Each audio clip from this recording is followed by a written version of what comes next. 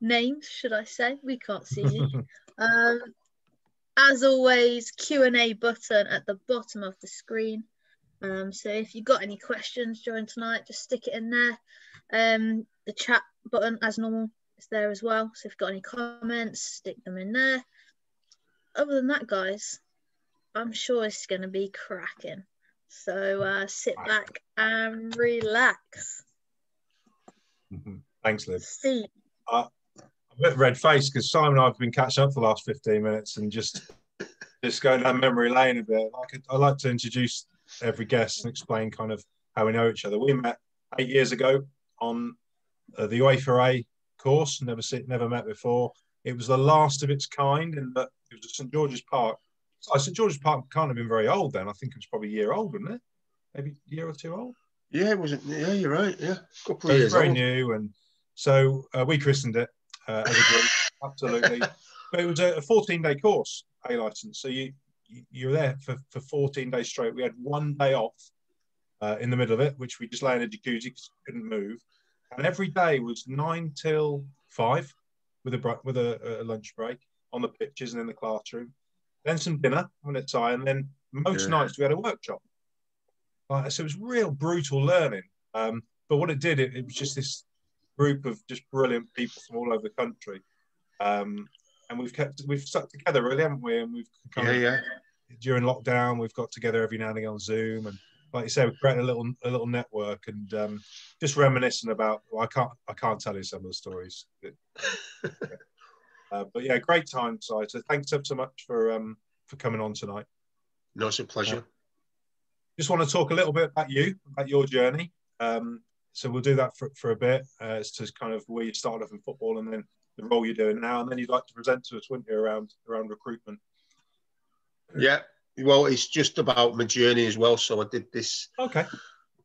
Did this presentation a couple of weeks ago, and it went down really well. So I'll talk about my journey, the football side of it, and I'm speaking about humility in this, the way my journey, because a lot of you be able to relate to this and just sort of take some inspiration from it.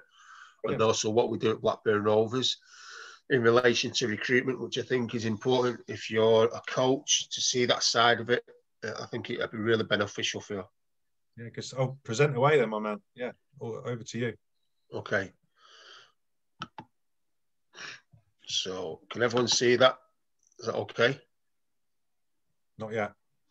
Bear with me 1 minute. Just bear with me. Didn't share screen, did it? How's that? Yep. I think we're there, aren't we, Libs? Yep, yeah. Indeed. You okay with that? Yeah, great. Okay, so obviously I'm just going to talk about my journey, just to give you some bit of insight into myself and where I am. And I'm not going to talk through every slide, but I'm big on pictures and visuals, so you can sort of see what the message I'm trying to portray. So one thing I've learned, and just reiterated there with Steve, about the journey and the unbelievable times you have on this journey, the amazing people you meet, and that's what it's about. One thing I've learned is you can try and climb the mountain or your journey on your own, or you can do it as a team, and I prefer to do it as a team with people, and a massive on people, which you'll understand why at the end of this presentation. So this is just a short video that I'm going to show you. You might know the guy, and just this is my philosophy. People talk a lot about philosophies in football, but this is mine. God is watching me. God don't praise me because I beat Joe Frazier. God don't give nothing about Joe Frazier. God don't care nothing about England or America as far as your wealth. It's all his. He wants to know, how do we treat each other? How do we help each other? So I'm going to dedicate my life to using my name and popularity, helping charities, helping people, uniting people, bringing people bumming each other because of religious beliefs. We need somebody in the world to help us make peace. So when I die, if there's a heaven, I want to see it. So we all know that guy.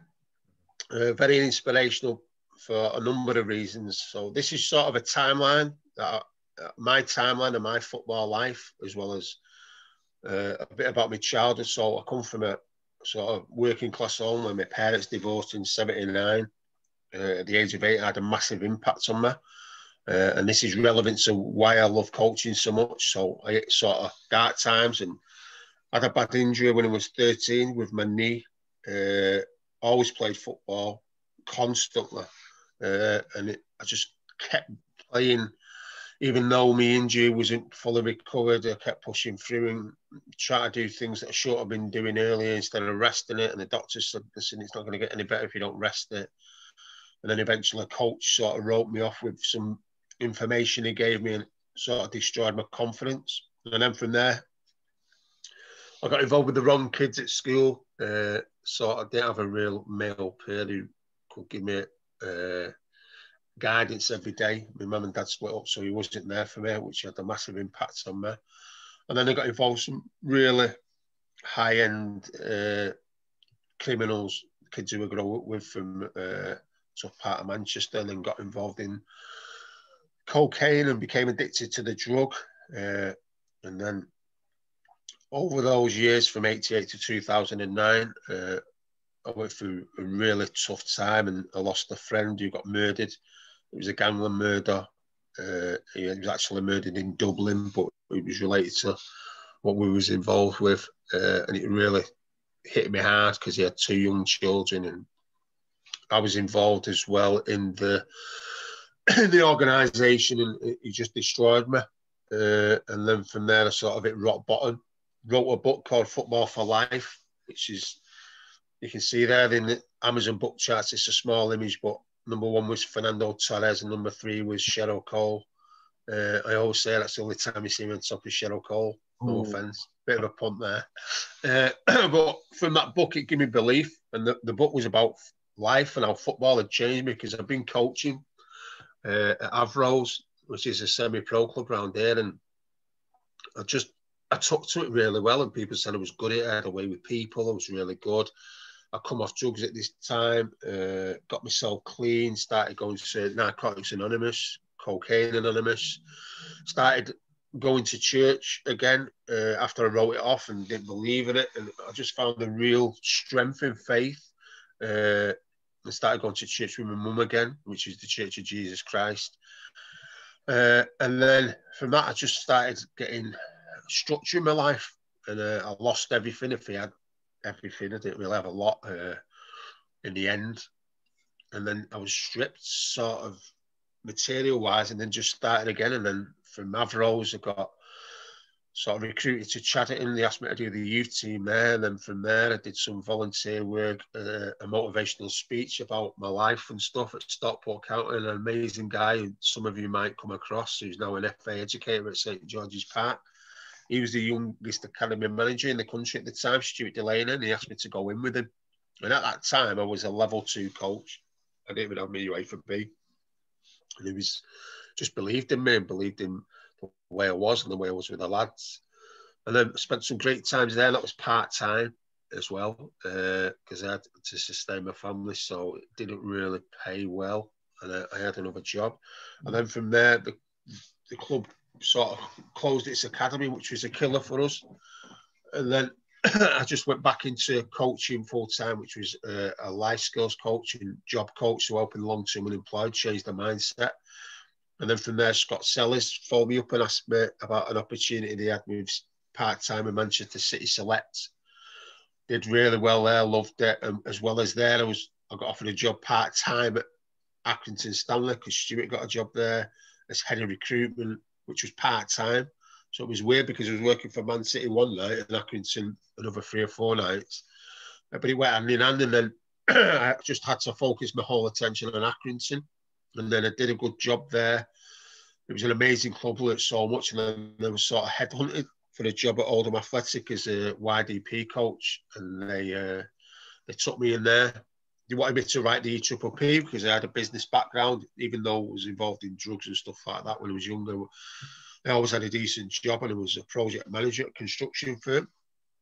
So I had a lot of management skills in the business side, the computer side and stuff like that. I was good at it, and they've been recommending that I was doing some good stuff. So basically, a meeting with the chairman and the academy manager at the time, Tony Philliskirk, and they employed me. And then within 12 months there, they promoted me to head of coaching, because the head of coaching left to work with Rennie Mullenstein at Fulham. And I spent 5 fantastic years there. It was unbelievable. We got loads of players through. We sold lots of players. It was just an amazing journey. We won the National Youth Alliance, which is like the FA Youth Cup for league clubs. And it was amazing. And then a few things happened. New chairman came in and I just had a bad vibe about him. And I sat down with the old chairman, Tony Phillips, and said, listen, I haven't got a good feeling about this guy. I'm going to start applying for other jobs. And something happened with another member of staff that got serious, and basically a lot of stuff got fabricated about this person, and it put me in a bad place. And I had a mental breakdown, and I didn't realise at the time until sort of the doctors just said, listen, you're burning both ends of the wick. You're just worn out. You need to have a break. So I had 2 weeks off work, rested myself because I felt I was just drained. I was having memory loss. It was really strange, but I didn't notice. Some of the staff said, "Keeps you forgetting names and stuff." And I had a good break, got myself together, and it wasn't that easy.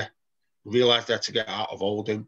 I had a job interview at Bradford, Rotherham, Doncaster. I was unsuccessful at all 3 of them. I think mainly because I travelled for 2 of them. I was at a really bad place, and then, but from the failures, I thought, right, I'm going to have to just keep applying for jobs. And I applied for a job at Blackburn, but I really went meticulous on the preparation. And I did my CV and my interview skills. I did mock interviews, did research on everyone who knew was going to interview me. And I got the job, which was unbelievable. It was just my dream job, and it was recruitment. Even though I was still involved with coaching to a capacity, because part of my role is I have 12 coaches underneath me in development centres and the shadow squad. So it was just the perfect fit at the perfect time. But on the back of that breakdown, I built something away from football, which now interacts with football, called Mind Team. So it's just group therapy. And it's a volunteer group in Manchester that I'm passionate about. And it's just saved lives. I can't explain to you how powerful it is. I get phone calls off players I work with one-to-one. I get phone calls off coaching staff at academies because I'm not involved with their clubs, and they don't want to speak to the psychologist in there because they think it's a bit more confidential. They want a confidential environment.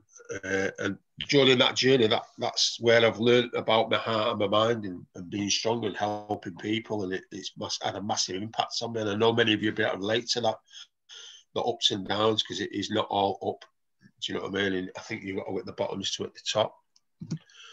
So my massive philosophy is about failure and survivalship bias. The survivalship bias is something you need to write down and have a look about on the internet about. So rather than looking at why things are successful, the biggest companies in the world and a lot of the best talk about success. Success comes from failure.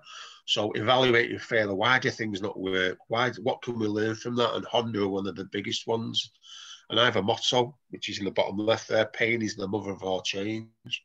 And I don't think, unless we hit these really dark places, we don't really find the light within us. And I think it's an important factor that we can share with players, members of staff, and I'm massive on helping other people. When someone loses their job in football, who I know, I'm on the phone, I'm having a brew, I'm going and seeing them. If they win the cup or get a job, I might send them a text, but I don't follow it up because I know someone did that to me when I was in a bad place, and it changed the way I thought and got me where I am today.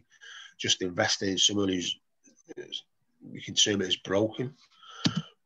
So now, on the flip side of that, I'm massive on perfection. So everything's measured, all performance is measured. I measure everything about my staff, how I can help them, how I can get them better, revisit that. Everything is recorded, because if we don't record and we haven't got gauges, then we can't hit elite performance. And in the past, I've been like the bottom right-hand picture. At Oldham, sometimes I was spinning plates. I was not doing my job. I think that's me, Si. That's me. I was trying to do everyone else's. Yeah. And we've all been there, I think. And otherwise, you'd be a jack of all trades and master on none. So I'm massive on that now. But this is the key for me as well. And this is where I broke down mentally. So I didn't have that balance on the right. I didn't have a life really. It was just career.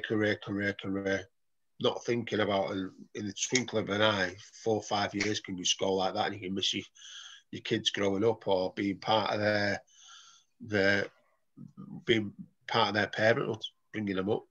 So it's important that you love your work no matter what you do, but you get the balance right. And I guarantee when you get your balance right, you'll be more productive in your work, and I'm living proof for that.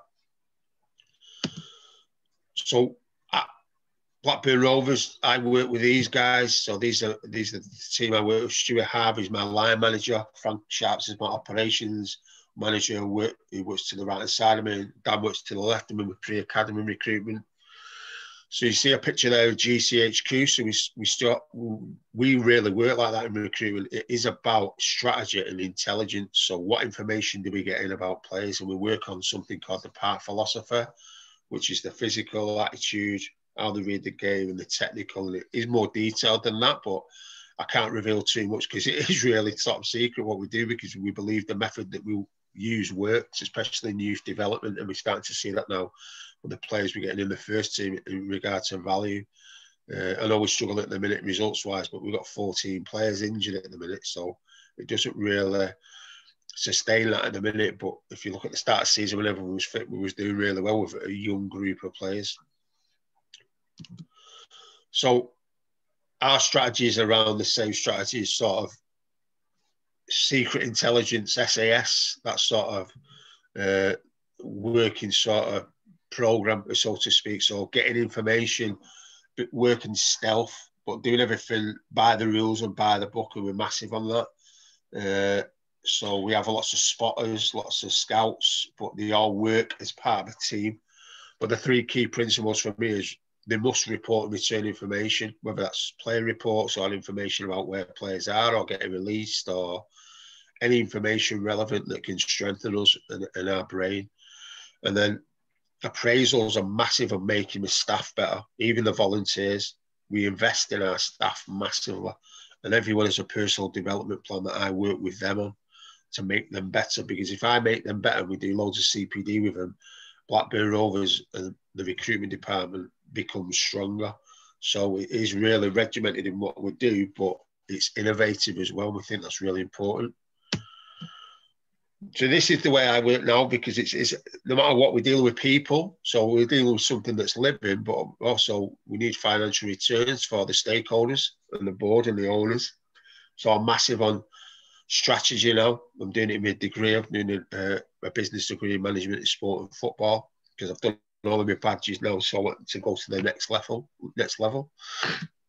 So this just gives you an overview of what I look at when I come in. So this is my sort of 5-year timeline plan. So my mission and my vision, which is to make us the most financially productive academy that we can be, to please the shareholders and the fans. So when I first come in, it was just a year of analysing and doing appraisals, listening to the staff, what we're good at, what we're doing well, where we can improve. And then I was just about to implement the new strategy. And then COVID-19 stuck in. So I'm still in that future state 1 at the minute. So because I only started 2018, but that's how we work, and we're working in my department.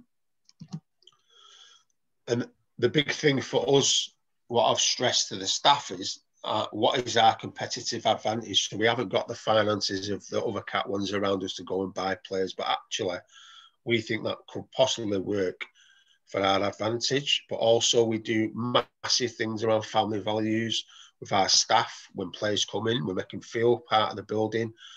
And it's not just a ticking boxes exercise. We've actually got testimonies of players who come in and say, do you know what, they did something, I felt something. And when players say they feel something coming in the building, we know we're getting to a place where it's going to sway the decision to ours. And that's really worked for us well. And I can't give too much away on that, because it is powerful of what we've developed. And again, 3 environments for me: the organisation, so what have we got in the building, what are our capabilities, the industry, I'm not going to read them all, and the macro environment, so the big environment. I'll give you some examples of that. So legal factors like the new rules around players coming in, from Europe, under 18, technological factors. So what's changing in data, what's changing in analysis. These are the things that I am constantly looking at as a manager to make us better. And I'm working on a number of things now, technological factors that are going to vastly improve us at a minimal cost. So that's really important as well. So I would never underestimate that in any line of business. And the way I work, so this is pretty basic, but it's powerful. So I have responsibility for the stakeholders of the club. They set me goals and targets. And then the bottom one is I have to measure the efficiency and the effectiveness of what I am doing and I'm putting in place. So the inputs, what are we putting in, what are the activities we're doing, and what are we getting out of that, and what are the outcomes? So what are the outputs? And I won't go too deep into that, but that is really efficient in what we do and how we measure it. And that's how we improve massively. And I live and die by that, because if you don't measure performance, you're not gonna learn at all. So everything is quantified.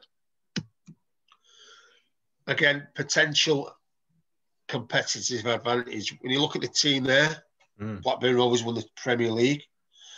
That was mainly recruited, that squad. So Shearer, Sutton, Ripley. Do you know what I mean? You've got some fantastic players on there. We're not in that position anymore. So we've got to recruit and develop our own. So if you look at the kids on the right, Travis there, second down, third across, screaming. Lewis Travis, released by Liverpool at 17, playing in our first team now. We've had interest from Premier League clubs, probably worth 12 to 15 million, 4 or 5 years later after he was released. John Buckley, centre, bottom, been coming with us at under 8s, gone right through. So showing that the programme works. Tyrese Dolan, a player we signed, myself and Stuart, we had a few funny faces when we signed him. Tyrese got released by Preston, a Category 3 club. We thought there was a player there. We could have predicted how well he would have done, but we knew that was there. God knows what he's worth now, but he's a talent, a real talent, and with better players, he's really produced. And on the left-hand side there, you got Ray, who we sold to Brentford, who come through the academy. So that is our competitive advantage. We have a pathway proven for the first team, and that's evident. So when we sell that to parents and players, it's not make it up each time, it's actually there. So there's a number of pathways where you come into this club, whether it's 18, 16, 10 or 9. And again, we know our neighbours, and I think it's important you know that, and I'm not saying we're any better than any of them, but we have a different strategy in relation to what we believe is our competitive advantage, and it's important we have relationships with every one of those clubs. And that's one thing, in a humble way, I know I'm good at. And that's really powerful for us, but also it can be against us if we don't have those relationships. And I'm on about the clubs below as well, because it can work both ways. And again, I'm not going to read that out, but these are some of the things that the way we think. So potential is not always there in front of you, and performance isn't, but sometimes it's the way you see it and what you know and what your experience is and what your knowledge is.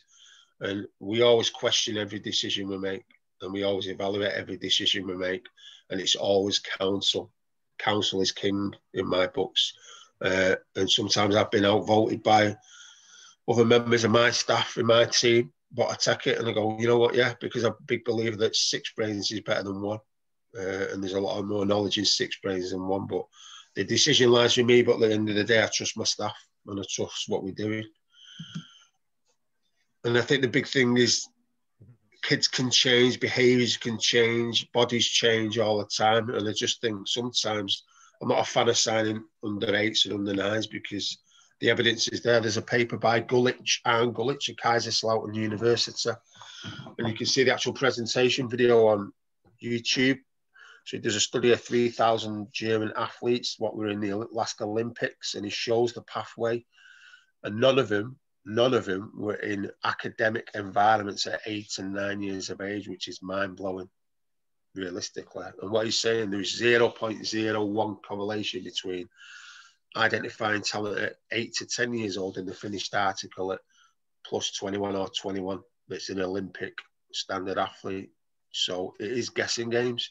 And you'll always have incidental players like Rashford and stuff like that, because if you collect 500 players at under 9, you're going to get 1 or 2 through, no doubt. But is it really development, or is it because they're just in the building? But again, it's so difficult to predict. And anyone says they can master it, well, I'm not so sure.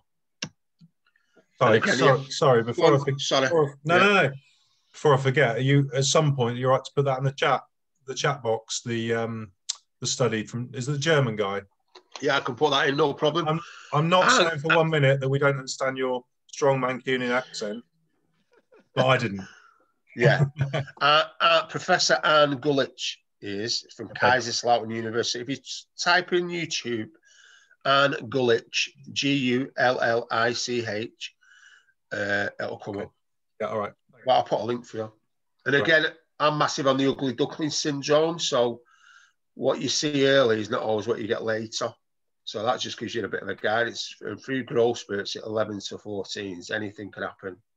And I think if you're the coach and you've been in the academy for 5 years, you'll have seen this. So you're high performing at under 9. It's not always you're high performing at under 18, and vice versa. It can change dramatically. And very rarely have I seen a really top under 9 become a really top under 18. And I'm not saying they don't exist, but I think you've got more of an idea about 13, 14 years of age, and you can see those traits. So I call that the ugly duckling syndrome. So we're looking for ugly ducklings a lot of the time that are going to turn into swans. So a big thing we're proud of at Blackburn is we have something called the advanced training groups, and we've had massive success since I brought this in the building. So it's only been in really for 18 months. But taking kids out of grassroots programs, and even kids who've been released, to go into a Cat 1 team is really difficult. So we have an advanced training group where we have them kids in. We've had kids in there for 18 months. Sometimes it's just an extra session on a Friday. So an example is, again, an ugly duckling, a lad called Jake Batty, who's a left back. He came in at 14. I looked at him, I thought he's unbelievable speed. He's absolutely a cheater in the way he runs and his explosive movement. I worked with him on the basic details of what he did as a fullback and a wing back, and he bought into it. 14 months later, we put him in the academy for a trial. And we told his dad what we were going to do, and that was the plan. And there was no guarantees that we were going to sign him. Cut a long story short, they signed him, and they've given him a scholarship now because we had interest from Everton. And it works, and we've done that with a number of players across the ages. And I just think sometimes we have to be patient with kids and guide them and see that potential and just add on to what they've got, because they don't get that all the time in grassroots. And I'm not blaming grassroots coaches because I've been one myself. They're on poor pitches, lack of knowledge of the coach. You only know what you know. And we just really kids need time and understanding and confidence just as an adult does. So we're massive on that. And that's something I'm really proud of that we've achieved in my time at Blackburn. And again, I won't read that out, but the world is full of overlooked talent. And I'll come to some slides that show you players, and I think you'll be blown away by some of the journeys that they've had and who were released and how much they're worth now. So I'm not going to go through them all, but the big one for me is João Felix, released by Porto at 15. And then 4 years later, we're not even that, 3 years later, his market value is 85 million. And that's what we try and do at Blackburn, because it's out there and it's all about opinions. And for me, football is like fashion. So Tarkowski, released by Blackburn at 14. He was at Oldham just before I was there. Went back to Oldham. He was there when I was there in the first team. And the rest is history. It just shows you that, again, it's all about opinions. Dak, released too small at Charlton, 16. Doing well for us. David Brooks, released by Man City. I remember when I tried actually signing him for Oldham when he was released, but he went to Sheffield United. And that's what we're about. So it's about network relationships, but trusting you in your instincts and your knowledge. And there's a lot of money to be made, as you can see. And again, this is the big one which you guys will be able to relate to. So there has to be a massive trust between coaching and recruitment. So we bring a player in and they say, oh, he's a million miles off. He's not as good as what we've got. Well, he's not going to be. But our coaches understand that and they see it. And that's the beauty of the advanced training groups. we prepare the players to go in for a trial. So we don't just put them in for the job interview. We prepare them and give them the job interview skills. So what are his pains? What does he need? But what's he got?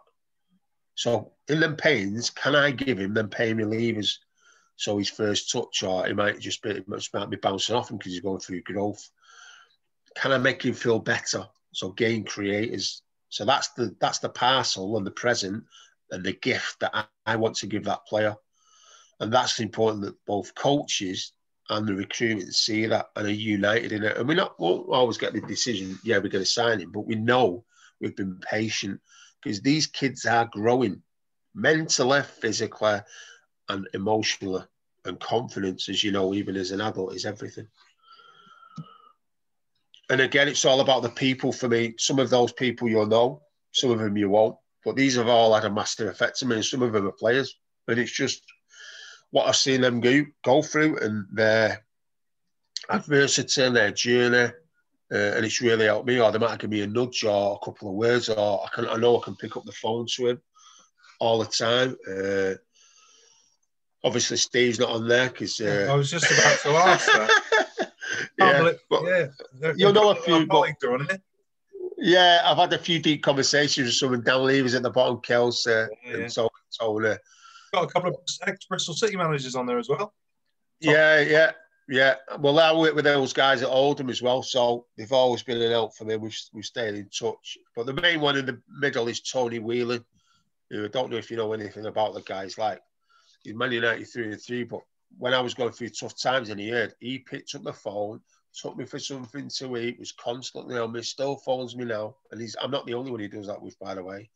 He's an absolutely angelic person, and he's like in the Fergie mode, unbelievable person.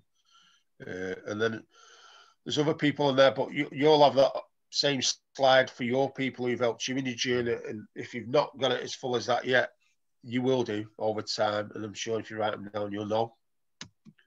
Is that talk from the top right? Yeah. Was he on his way to court that day or something? I've never seen it. I think so. Yeah. He pulled me on that picture as well. I told him he was using it when it's not the best one. I said, well, I was going to say, he's got got a bit of lockdown meat there, hasn't he? Yeah. That was a bit before that. I think it was a couple of years ago. I think that was when he split up from his wife. And again, just finishing off, I'm massive on the human touch. So, and again, it says there, no one escapes this life without pain and scars. That includes players, coaches, your academy manager, your line manager. And I'm massive. I care about people because someone cared about me and it changed the way I was. I was in a bad place and I've been in bad places. So I'm all about people, massively about people. And just a story about Alex Ferguson there. So when I was at Stockport, and I'm a massive City fan, by the way, and it took me a lot to do this. I wrote a letter to Alex Ferguson about we were closing the academy at Stockport and I didn't know what to do and where could he help and stuff like that. And the guy actually sent me a DVD, personal video message, and I was blown away. And it was weird because I thought, oh, that's nice of him, but he must do it to quite a few.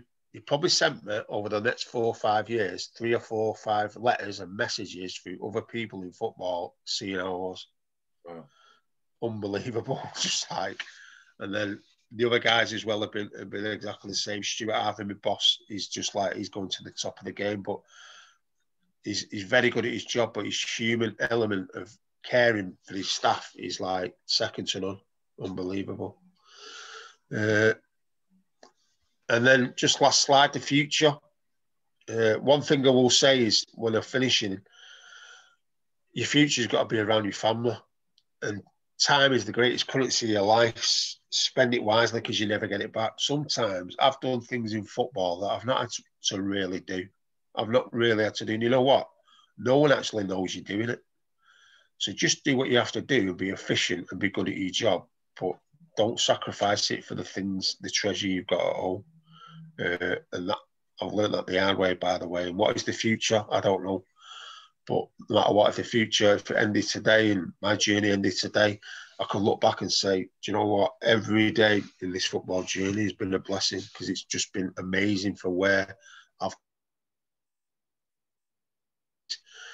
No matter what you think you can can't do, you can't do it because you're thinking that way. And if you think and believe you can do it, you will do it. And that book at the first slide, The Power of Your Subconscious Mind by Dr. Joseph Murphy, that teaches you about the way you think is the way you will behave, and the way you behave will open doors for you or shut doors for you. And I've done both sides of that, the dark person and the light person. And that's it. Sorry I've dragged on and spoke a bit there, but I just wanted to get my message across to you. Don't apologise. Don't apologise. I think, well, Gary's put a couple of comments in the chat box, and I think he speaks for everyone. I think he certainly speaks for me. I know your story, Si. And, and even I was a bit, whoa, first 10 minutes. So, firstly, thanks for sharing that. Genuinely, thanks for being so honest with us. No. And actually, the recordings of these webinars go out to a lot of clubs, but also a lot of community programs. So, education, 16 to 19 is part of their program. Anything, mate. If my journey and my testimony helps any young kid or young person, well, it's going to. It's going to. Yeah. So that's just great. So thanks for that. The other thing I will say, however, I've got about 10 questions written down, and as you were going through the slides, I'm thinking, oh, great. So he's answered that. So I'm running out of questions. I would like to ask though about the under nines. You mentioned like the fact was the ugly duckling thing. But ultimately, you have to field teams, don't you? You have to field teams. Yeah. Blackburn Rovers have to have an under nines team. Now, I've heard some horror stories in the past about bigger clubs stockpiling players. So we signed 40 under nines because we don't want the other clubs to have them. Is that rumour? Is it happen? How do you deal with your under nines? You know, you must have to sign young players, but you've said yourself that it doesn't quite sit comfortably. So what are your thoughts on that? I think there's got to be a wellness thing about it. So I'll give you an example. So before we make a decision on a player, I look at how many siblings he's got, what effect it would have on the mum and dad travelling in, what effect it would have on the family, financially, because we're in Blackburn, by the way. And I've not signed players because I know, even though he might be an asset to us, that will affect that family's life massively. And I can't live with that, and my staff can't. And to be fair, I've had the backing off my senior staff. It does happen. We do hoard players. So some of the bigger clubs have 20. We've cut down. We're only having 10 outfield this year. So, and we're going to make it fun. It's massive and fun. I don't know if you're aware, but Bayern Munich now have scrapped all theirs. Yeah. I don't think they're doing theirs till 11 or 12s. I might be wrong with that. I think it might be 12s. And I think that has set a precedent, because if we were to scrap that now, all right, people would lose jobs. But if we did it in the right way, I don't think they would. But I can't see how that benefits us when it's all about fun at that age. So do they have fun, or do we put them under pressure? And I'm massive on measuring data. And I've worked at 4 clubs now. And I think when you measure data and look at the retention from 8s to 14s, it's very, very slim. And I think the big age group where you can start to see it, and for me, you shouldn't recruit, just start on the 12 senior school. That's my opinion. Yeah, it's a talking point. I have my own opinion on it. I'm like you, as you were talking, so I was thinking back to my time in academy football. Probably the only, what I would say, top star who did come through from a very young age was Jack Collison. So when I was at Peterborough as an under-9s manager many moons ago, I never got to work with Jack because he was so good. He played 2 years above himself. He was in the under-11s, and he came through. Yeah. Interestingly, though, his career was cut short by injury. He might not have had any kind of relationship with how young he started, but generally, the players that I've worked with who have gone on to play in the professional game generally have come into clubs at 12, 13, 14. Fascinating story I tell as well. As I was at City, and I was working with an under-15s group, and the head scout, the top scout, good friend of mine now, brilliant guy, he was bringing players in. And then all of a sudden, a year on, he brought this player in, and left-footed midfielder, fabulous player. And I thought, where the hell did you get him? It was his son. And I said, well, why haven't you brought him in? Where's he been? Why didn't you brought him in sooner? But he said, well, he wasn't ready. I was just waiting for him to be ready. You think, and now he's got a 4-year contract with the club, and you think people like yourself, people like this guy, it's about time and it's about looking at the kid himself, isn't it? About when that particular kid is ready. It might be a kid at 8 is ready. Maybe they need that to belong to something, I guess. Yeah. Right. Get on the high horse. Interesting stuff. Yeah. Any questions, Libs? While I try and work out if I've got any. There's one from Stuart here. Do you think that the impact of Brexit and COVID will affect recruitment in youth players, i.e. Prem clubs buying under 16s from abroad? And will there be a bigger focus on recruitment and development through academies in the UK? I think it already has had an effect. No, I don't think, I know. And what you're seeing now is you're seeing more clubs, which is good, are going to start retaining more players, which is good. So kids are going to get more of a chance. We had the meeting the other week about, it's no disrespect to some of the other clubs, but sometimes when they come out your Man United, Man Cities, under 16, doesn't necessarily going to walk in and go into the top of an Oldham, a Peterborough, or anywhere else. That's nothing against the kids, but sometimes, and it's used as terms, sometimes players are vehicles to help other kids, which if you said to kids, would you regret the journey? They'd say, no, I loved it, even though I didn't make it as a pro, which is great, but we've got to be more open and honest and discuss that. There will also be a more demand to do better coaching. So I see a lot of coaches who are all about developing players, so they say. Was about the result on Saturday, and if they're top of the league, then they've done the job, but it's not.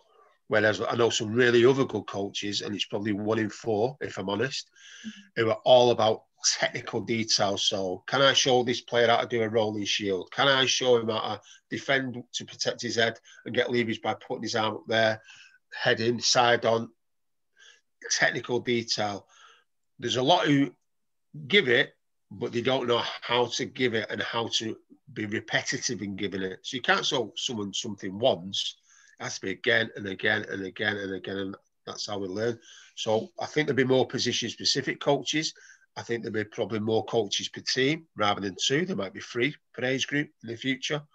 We're already starting up 2 new roles at Blackburn Rovers, one in the foundation, one in the YDP, and they're going to be doing that, working with individual players on skills. And I think it's really important, but let's not take away too much that I think sometimes we overcoach, and there's proof for this, because if you go to Paris in the suburbs and even London now, the kids who are coming out of cage football down there have not been coached. And some of them are the best footballers going. And he's starting to see it in Manchester now. I go to a place in Harper, cage football, kids are playing there constantly. They've pulled about 2 or 3 players out of there in the last 6 months during lockdown, but they're there playing, and the police won't go in them areas. But you can't coach that. And sometimes we take that away from them. We take that away, and I think there's a big danger of overcoaching. Interesting. Great point. Anything, Libby? I've got one more. Yeah, there's a question from Rich. There's one from Rich that's coming. Does Blackburn have anything in place to support young players that have been released? Yeah, I'm massive on that, and we probably spend more time now on players who get released and making sure we don't say it's released, we say it's progression. So whether they progress with us or someone else, it's progression on their journey. So like my timeline, and we try and teach them about that, and that's why I'm big on sharing my testimony about me as an adult, to show kids and show parents, listen, you know, as a parent, you've been through that journey. It's part and parcel of football. Wayne Rooney gets released in football. He gets told his contract's not up. All the best do, and we have to understand and sort of embrace that pain's not going to go away. So we do something called a player passport, and I've named it the passport because you need a passport to go on a journey. So I'm getting it in the red. So that player passport will show everything about the physical, their attitude, the reading of the game. Nothing's negative. They'll talk about areas where they need work, and they'll give testimonies about their education, and we'll put clips on about on the ball, off the ball transition. That'll go out. We then do with the kids interview skills. So if a kid goes into Peterborough and he's been released by Blackburn Rovers, straight away as a coach, I'm looking at his body language. What's he like as a person? Before he goes on the pitch, kids don't know this. They're shy. They're lacking confidence. They're scared. It's a big thing for them, but we don't prepare them. And I learned that off being a life coach and I used to coach young people to get jobs. So they go with a tracking and they go, he's going to think you're a scally off the estate. We'd buy him a suit. They never had a suit. They felt $1 million. Talk to him about body contact, eye contact, asking the coaches questions after. Do what you want on the pitch. Speak, be the loudest person, but with intent, communication. And when we've done that, we've had massive success because he said, I never thought of that. Or the parents said, yeah, the last place he went, he didn't do that. He had his head down. Or the coach in the club said, he didn't know about him. Confidence is everything. We have to teach kids that are under 10. We might be we don't release them the 10. Under 11, we might release them, but we've got to give them the support and the parents. Right, this is what we're going to teach you. And we've invested a lot of time on that now. Massive on it. When I was at, it was an interesting, we had Jez George on when we first started the webinars. It seems a long time ago. And we were at Cambridge United together and we said, if we've got a field under 9s, 10s, 11s, if we take an under 9 on, we will not release until they're at least under 12. We will commit them for 3 years. Because there's no way I'm sitting in a room and telling a 9-year-old kid he ain't good enough or something. So we were, and Des was the same. It's just the values we had. I think what's scary, Steve, and you'll see this, it's all over the country. And I trust parents, me, because they know more about the kids than us, definitely. When you release a player and he goes back to grassroots, and then you hear stories off scouts, so I've seen this player, such and such a body. I believe he was in Oldham or Blackburn. All right, yeah. Oh, unbelievable. And I go and watch him without anyone knowing, and I see him, and he's a completely different player. Free, no pressure. There's got to be a question around that. Yeah. It's just like when you go to school, you learn, but you also learn in an unstructured environment by playing on the fields with your mates, Tigger, or do you know what I mean? There's lots of value in unstructured learning. There'll be messages to me through these webinars, sometimes horrible messages. I've frozen, and then 20 seconds later, I'm back. So, Libby, are you there or are you frozen? No, you're not. I think I'm there now. I missed a little bit of that. So if you answered this halfway through, then apologies. And it does link on, to be honest, because Chris has put, do you feel that the FA could help by making it an under-12s entry to academies or not? I think we've got what I think it needs evaluating and talking like we're doing now. What is the value of a lad going to Blackburn, takes him 45 minutes, and travelling from there to, say, I don't know, Middlesbrough for a 60-minute under-9s game? I'm not sure that happens anymore, to be fair. Why wouldn't they just have tournaments where at Brock, all right, we have Oldham City or whatever, and they play for 2 hours, 4 15-minute games, playing different teams, different formats, 5v5, 6v6. Why does it have to be home and away? Why does it just, let's keep it fun? Because I know the Belgian model, when, I can't remember his name, Kevin such a body went in, it was 4v4, 5v5 right up to 12s, because they said the mathematics of us having 1v1s and shooting will go up. So the more you do something, the better. It's not rocket science, but we need to look at that. But it's about, if you play the best against the best, and if Blackburn play Man City and Man City play Chelsea under 9s, no, who's measuring this performance saying it actually develops players? Because I'm not sure, I'm not having it. I think just to add, was it Chris asked the question, maybe? Is it Chris? Yeah. Chris. Yeah. I'm led to believe that Sir Trevor Brooking, that was what he was trying to achieve at the FA before he left. He was trying to leave that as his legacy. He was trying to build a system whereby the FA ran anything underneath under 12 or primary school year, should we say, and then the club to come in to play. But I think unfortunately, I think the clubs are more powerful than the governing body now. So I don't see it happening. 110%. But to be fair, what excites me, Jay Wilcox is sitting here, I know him well. He's like this, the way we're talking. Yeah. Nick Cox is massive on this. Oh, really? He's like us. Yeah, massive. Nick Cox is all about the welfare of the individual because he knows the maths show and he can talk. He's a similar fan of Gullits like myself. Let's make the journey good for them because a lot of them aren't going to make it, but they can still have an amazing journey, an amazing experience and tell the kids about it and stuff like that. But give them the support mechanisms after and say, all right, you might not play at Man United, but you might go to university in America for 4 years. Or you might get a trade as an electrician and still play semi-pro football, getting £500 a week for that and £1,200 a week for an electrician. Yeah.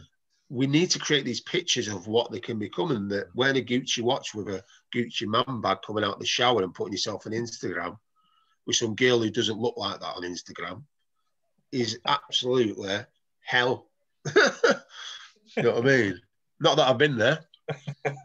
But that's the society we live in. We've got to educate players more and parents. Rich Wade has There's asked. one from James as well. Sorry. Oh, go on, do Richard. I thought we'd frozen again, Libby. Yeah, look at that. Rich has asked a question. Simon, are you measured on the numbers that make the first team, or is there a revenue expectation from the academy, or a bit of both? I think myself, I have to have a good relationship with my line manager, Stuart Harvey, my staff, but the academy manager and the head of coaching, which I've got, I trust them, and I think they trust me now. At first, I'd be thinking, who's this man coming in here? But I'm under no illusions. My network's powerful, so that's probably how I got the job and my organisation skills. But going back to your question, it is about players from the first team or players that have become financial assets to the club, because that's how the club survives. So we've got 7 players in the first team squad now who've come through the academy. What would be the value and how much would it cost us to buy those sort of players? Probably in the millions. So even though we don't sell players, I think clever chairman and clever boards look at that value. So how much is Travis worth, say, 10 million? How much is Nyambi worth, 5 million or 2 million? You add all that up, you pay 3 million for the academy a year, it sort of sustains itself. Plus the kids you've got coming through. So I won't name some because I don't want to alert everyone, but we've got an under 16 and some of the other kids at 15, 14s, sorry, 13s, unbelievable talents. But we've got to hide them sometimes because someone might buy them for 100. Play them against Man City. Well, to be fair, mate, they know all our players anyway, but they've got some fantastic players, so that's in our blessing. Do you know what I mean? And if they want to come and buy them, they'll buy them at 18 City for 500 grand. So I can't be rushed out, but that's down to the board. But selling kids, this is another thing. Selling kids shouldn't be allowed. Shouldn't be allowed. Stay where you are, unless it's from a Cat 3 to Cat 1, and the Cat 3 needs the money. I understand, but I'm not sure about Cat 1 to Cat 1. I don't know. On that side, I don't offend here, but I was quite surprised when you said you're a Cat 1. I don't know why I had it in my mind that one was Cat 2. Is it vital that you're a Cat 1 for the fixture list, or? No, I think it's vital for Cat 1 for standards of pitches, standards of facilities, contact, standard of coaches. I'm not taking anything away from any other coaches, but when you've got good facilities and you've got good hours and you've got well-paid coaches and you've got a good family life, you can deliver better things. Because I've worked at Cat 3 spinning plates and you haven't got the facilities and you're scratching around for balls, bibs and cones at times. But also it attracts the better players. So if kids get released by Man City and Man United, and they might have too many good midfielders, so you'll always get one out like Brooks. He will come to a Cat 1 environment because of the programme and the facilities. Whereas if I'm at Oldham and try to attract David Brooks, he's not going to come to Oldham and say, well, where's the canteen? Well, that shop at the top of the hill, you can get a butty there, shit butty with brown sauce. But that's like anything us in a job. We want the best facilities. We want the best computers, the best technology, because it's elite. Yeah. I guess although the club has to pay out more for the Cat 1 label, it pays for itself in the long run, I guess. It does if you get it right. Your recruitment's massive. Don't get me wrong, if they said, do you want more money in recruitment, I'd snap their hands off tomorrow, because I think we run on a minimum That's just my opinion. But such is the state of the financial world at the minute. I'm blessed. I've worked at Oldham and Accrington with nothing, and I mean nothing. So we're blessed. And at the end of the day, it's about the application and the hunger of the kids you get in and the environment we nurture them. And if that doesn't matter how good the kid is, if that environment's not right for that kid, he's not going to grow with you. Very true. There's one from James here. That you said about working with clubs in your area. Do you also work with the semi-pro clubs in your area for players that are let go? Yeah, definitely. We have scouts watching, lads who've been released by academies. In fact, I've got 2 on the radar now who've been released by academies at under 16, under 18, and are playing in non-league football, men's football. We actually signed one last year called Tom White from Gateshead. 2 years ago, he's not done that well. To be fair, he's had a bit of an up and round, but we're not scared. We're always looking. This is my personal opinion, I'm not taking anything away from our 23s. I think if you're playing men's football in any level above Northwest Counties and you're 19, 20, that is some pathway. Mm-hmm. And trust me, if you stand out, scouts don't have to be there because coaches talk to coaches and say, have you seen this 19-year-old centre mid? It goes like wildfire. It's just, with social media now, there's not a player we don't really find out about at the lower leagues. There's one I'm watching at Brighouse.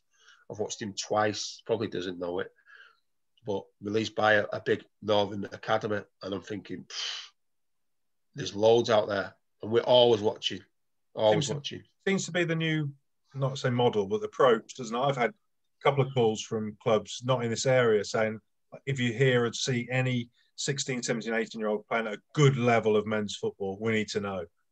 If